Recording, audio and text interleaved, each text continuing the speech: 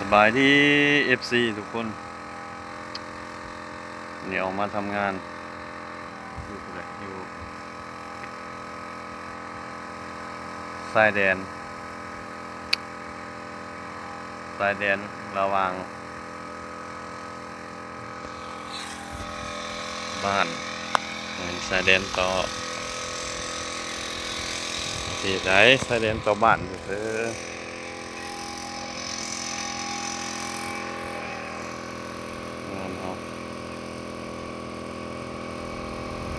โป้งเรียบร้อย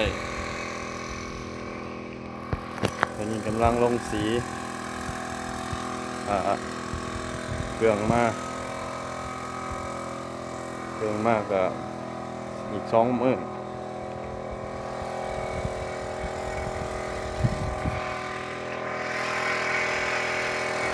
เดียวมัน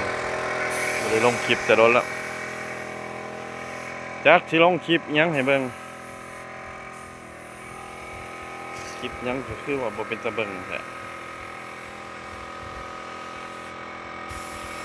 หมูนะฟังเอาคอมเมนต์มาเลยเด้อมีคลิปใดเป็นตะอยากให้เฮ็ดอยากให้รีวิวนี่ของผักมงเศร้าเพิ่นเฮ็ดให้ผักไอ้เศร้าตูบหน่อยยินเสียงเพลงเขา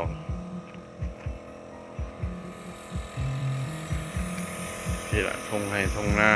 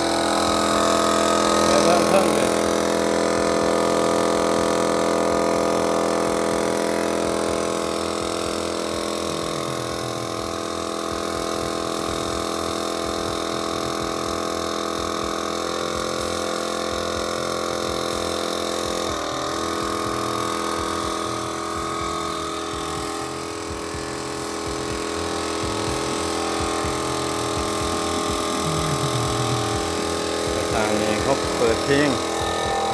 ย่านเพลงเขาลองเบิ่งสับไปเปิดแล้วเสียงมันบ่เข้า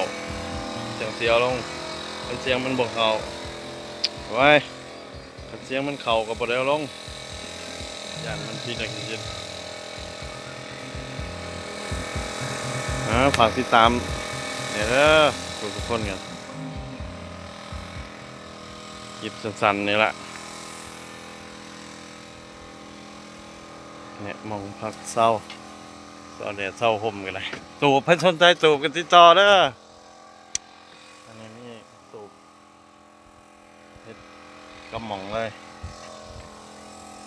ตูบไม้ไผ่ปิดเสียงก่อน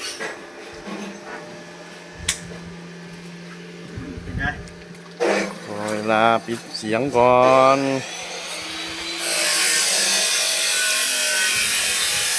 หลังจาก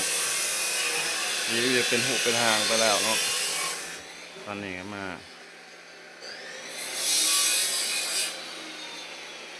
รีวิวให้เบิ่งสภาพข้างในห้อง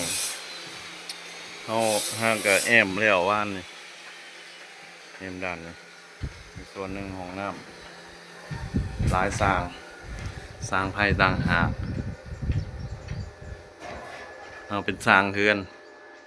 หลังจากแอมยังเรียบร้อยยังแต่ที่เพดานคือแบบครบเดี๋ยวจะไปถ่ายให้เบิ่งทางนอกทางในใส่บานเรียบร้อยตั้งแต่ที่เพดานรีวิวให้ตามขั้นตอนไปเนาะป้องเยี่ยมนี่แวนกระจก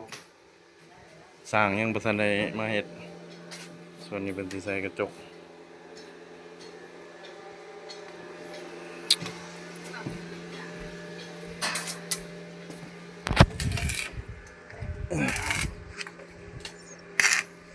จอยเลยยังขุนเขียวเอ้า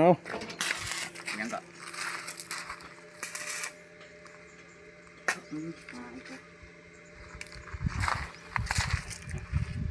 เติมในที่นอน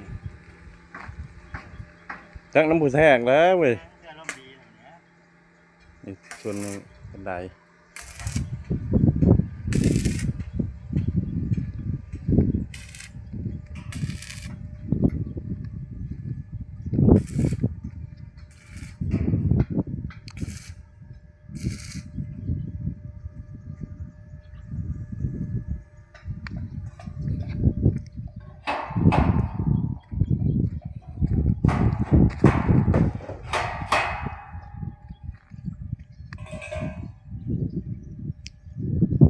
7x7ได้เนี่ย